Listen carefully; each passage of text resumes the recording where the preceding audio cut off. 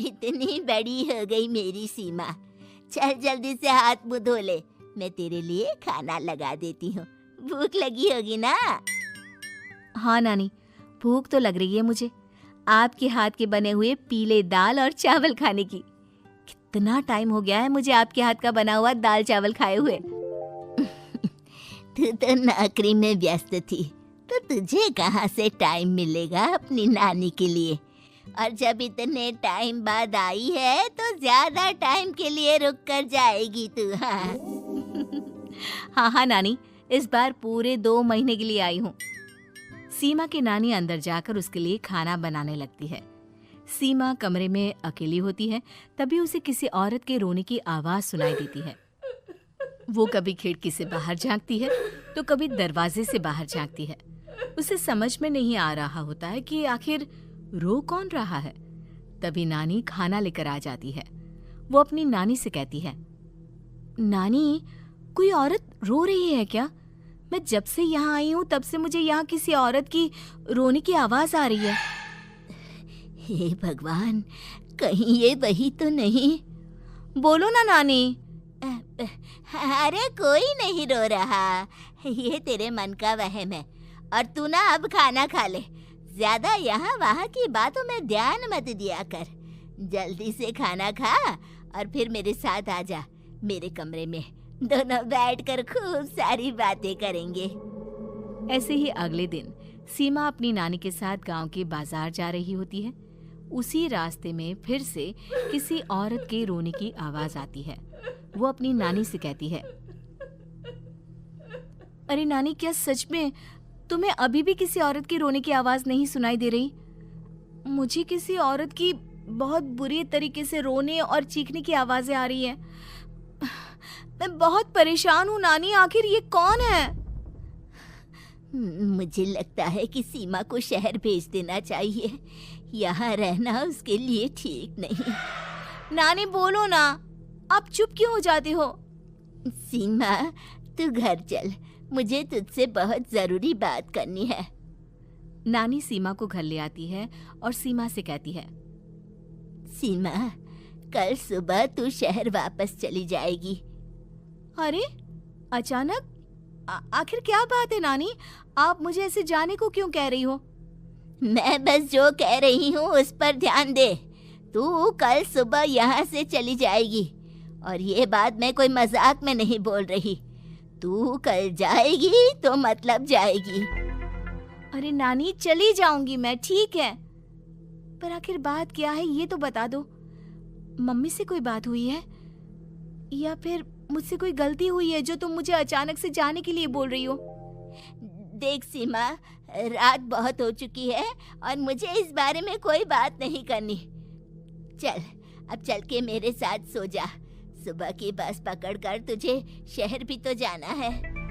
सीमा को अपनी नानी का ऐसा व्यवहार देखकर बहुत ही अजीब लगता है। उसे कुछ समझ में नहीं आ रहा होता है कि आखिर उसकी नानी उसे अचानक से गांव छोड़कर जाने के लिए क्यों कह रही है।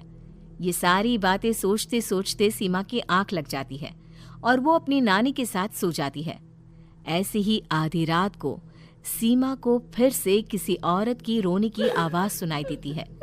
वो उस औरत की आवाज सुनकर बार बार करवटें बदल रही होती है और तभी उसे सपने में भी एक अजीब सी औरत की परछाई दिखाई देती है, जो इतना चीख चीख कर रो रही होती है कि सीमा डरकर उठ जाती है।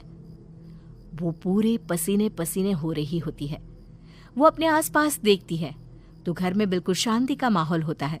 सीमा घबरा जाती है। वो अपनी नानी को जगाने की कोशिश करती है मगर उसकी नानी नहीं जगती। सीमा को फिर से उस औरत की रोने की आवाज सुनाई देती है।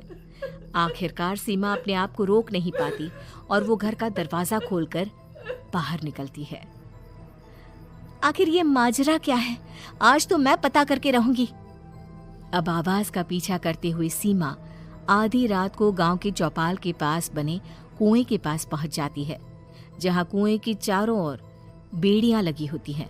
उन बेड़ियों में लगे हुए ताले के साथ एक लाल रंग का कपड़ा और माता रानी का कलावा बंधा होता है। उस कुएं में से सीमा को किसी के रोने की आवाज आती है। सीमा परेशान हो जाती है। इस कुएं में कौन है? कौन है यहाँ? सुनो, कौन है? कौन रो रहा है? वो चिल्ला चिल्ला कर पूछती है और साथ ही लोगों को जगाने की कोशिश करती है, मगर किसी को भी उसकी आवाज सुनाई नहीं देती। अब सीमा खुद उस कुएं के पास की बेड़ियों और तालों को खोलने की कोशिश करती है और किसी तरह कुछ देर की मशक्कत के बाद सीमा उसको खोल भी देती है। और जैसे ही वो कुआं खोलकर उसके अंदर झांकती है, सीमा उस कुएं में गिर जाती है। इतने में उसकी नानी की नींद भी खुल जाती है और सीमा को पास ना देखकर नानी परेशान हो जाती है। नानी घबराकर पूरे घर में उसे ढूंढने की कोशिश करती है, जिसके बाद उसकी नानी और सभी लोग उस खूनी कुएं के पास जाते हैं और सीमा की नानी कुएं के पास खड़ी होती है। सभी गांव वालों और सीमा की नानी को सीमा के चिल्लाने की आवाज आती है, बचाओ, कोई मुझे बचाओ। मेरी बच्ची, हम आ गए, हम तुझे बचा लेंगे।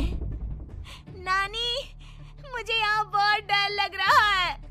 यहाँ इंसान की कटी हुई मुंडिया, हाथ, पैर और कंकाल है और खून भी है। नानी, मुझे डर लग रहा है। आप सब मेरी मदद कीजिए, नहीं तो ये खूनी कुआं मेरी बच्ची को भी खा जाएगा।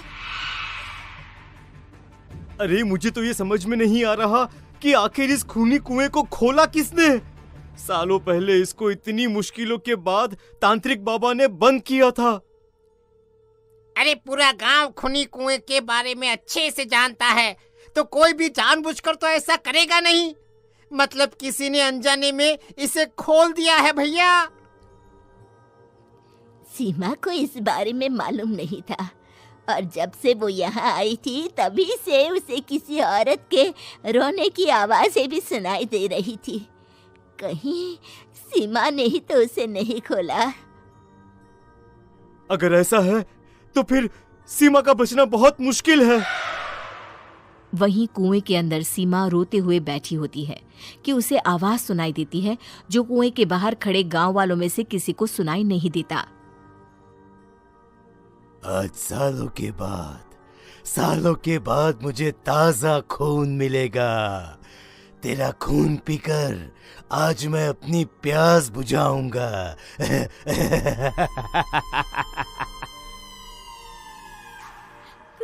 कौन है? मत मारो प्लीज, मुझे जाने दो प्लीज। मैंने किसी का क्या बिगाड़ा है? वो तुझे मरने के बाद पता चल ही जाएगा। जितने में गांव वाले और सीमा की नानी कुछ सोच पाते, उतने में उन्हें सीमा के चिल्लाने की आवाज आती है और अगले ही पल सब शांत हो जाता है। क्या हुआ? सीमा, मेरी बेटी। माफ करना बहन, लेकिन अब सीमा वापस नहीं आएगी। हमें एक बार फिर से कुएं को बंद करना होगा। गांव वाले तभी तांत्रिक को बुलाकर लाते हैं।